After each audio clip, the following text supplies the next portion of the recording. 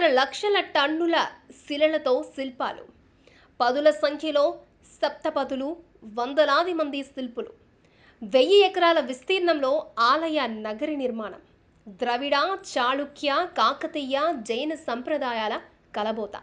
అన్నింటికన్నా మించి 1000 కోట్ల రూపాయలకు పైగా భారీ నిర్మాణ వ్యయం, వందలాది డిజైనింగ్ పేపర్లు, భగవద్ రామానుజ సంప్రదాయంలో రూపకల్పన.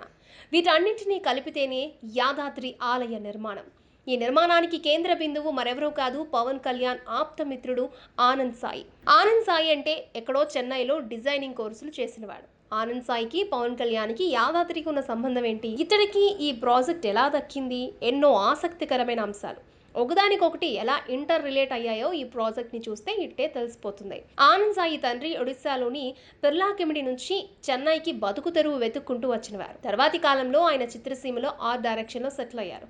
ఆయన కొడుకు ఆనంద్ సాయి కూడా సెట్ డిజైనింగ్ కోర్సు పూర్తి చేశారు. సరిగ్గా ఈ సమయంలో ఆయనకు పవన్ కళ్యాణ్ పరిచయం అయ్యారు.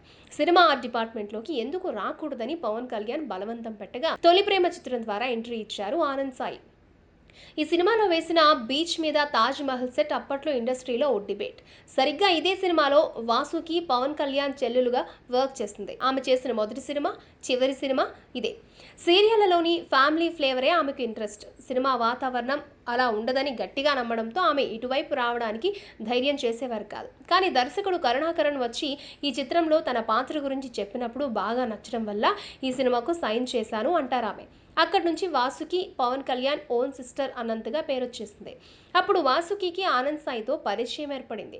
ఈ సినిమాకు ఆనంద్ సాయి ఆర్ట్ డైరెక్టర్. అలా ఈ ఇద్దరు కలిసి కొన్నాళ్ల పాటు స్నేహం సాగించి ఆ తర్వాత ఆనంద్ ప్రపోజల్ ద్వారా ఇద్దరు ఒక్కటయ్యారు. వీళ్ళిద్దరికి 2 పిల్లలు. ఎప్పుడైతే పెళ్లైందో వాసుకి నటించడం మానేసింది. అయినా సరే ఆమెను గుర్తుపడుతుండటంతో ఇంటికన్నా ముందు కారు కొనాల్సి వచ్చిందట. ఆనంద్ తన కెరియర్ తొలినాళ్లలో కేవలం పవన్ కళ్యాణ్కు మాత్రమే ఆర్ట్ డైరెక్షన్ చేస్తుండగా ఆ నీడ నుంచి బయటకు రావచ్చు కదా అని ఎంకరేజ్ చేసింది వాసుకి అనట. అలా యమదొంగ, సైనికుడు, పులి, బృందావనం, నాని తదితర చిత్రాలకు కళా దర్శకత్వం వహించారు ఆనంద్ సాయి. ఇప్పటి వరకు 50 వరకు సినిమాలకు ఆర్ట్ డైరెక్టర్గా చేశారు. అంతేకాదు ఎందరో స్టార్ హీరోల పెళ్లిళ్లకు సెట్ డిజైనింగ్ చేశారు. ఇండస్ట్రీలో భారీ సెట్టింగ్లు అంటే అది ఆనంద్ సాయి చెయ్యి పడాల్సిందే. అందుకే ఆనంద్ సాయికి కాస్ట్లీ ఆర్ట్ డైరెక్టర్ అన్న పేరు కూడా స్థిరపడిపోతూ వచ్చింది. అలా సినిమాలను చేస్తున్న ఆనంద్కు చినజీరి స్వామితో కలిసి ఒక ప్రాజెక్ట్ చేసే అవకాశం లభించింది. ఆ ప్రాజెక్ట్లో ఉండగా సీఎం కేసీఆర్కు యాదాద్రి పునర్నిర్మాణం చేయాలన్న తలంపు రావడం, అందుకు చినజీరి స్వామి సలహా సూచనలు అత్యంత ముఖ్యమైనవిగా గుర్తించడం, అలా గుర్తించడంతో పాటు డిజైనర్ను కూడా మీరే సూచించాలి అన్న విన్నపాలు వెలువడ్డం, అప్పుడు చినజీర్ చూపు ఆనంద్ సాయి వైపు మళ్లడం చకచకా జరిగిపోయాయి. దీంతో ఆనంద్ సాయికి యాదాద్రి రూపకల్పన చేసే అవకాశం వచ్చింది.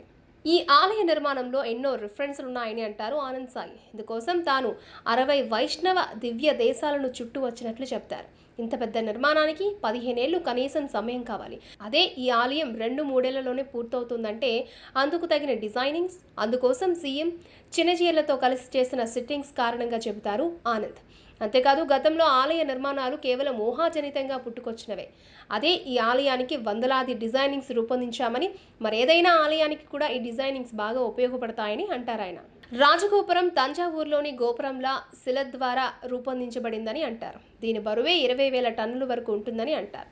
ఆగమ శాస్త్ర నియమాలను అనుసరించి ఈ ఆలయ నిర్మాణం ఉందని, ఎటు నుంచి చూసినా ఈ ఆలయం కనిపిస్తుందని, ఈ ఆలయంలో 750 జంటలు కూర్చుని సత్యనారాయణ వ్రతం చేసుకోవచ్చని అంటున్నారు డిజైనర్ సాయి. అంతేకాదు ఆలయంలో ప్రహ్లాద చరిత్ర, రామానుజ, యాదర్శి వంటి విగ్రహాలను అద్భుతంగా తీర్చిదిద్దినట్లు చెప్తున్నారు.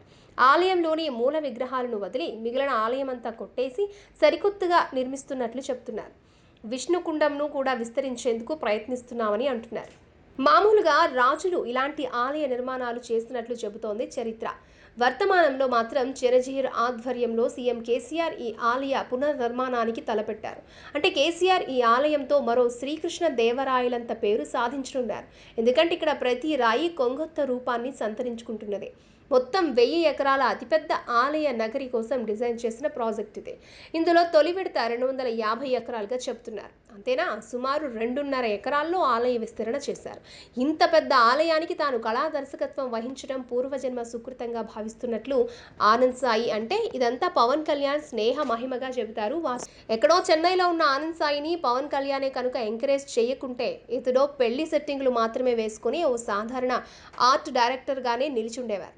ఇతడి పనితనంపై పవన్ కళ్యాణ్ కన్నుపడ్డంతో తర్వాతి కాలంలో ఇంతింతై ఎదగడం, సాక్షాత్ చిరంజీవి స్వామి చూపు ప్రసరించబడ్డం, అది కాస్త ఈ ఆలయ నిర్మాణానికే డిజైన్లు రూపొందించే వరకు సాగడం అంతా ఒకదానికొకటి సంబంధంగా కళ్ళకు కడుతుంది.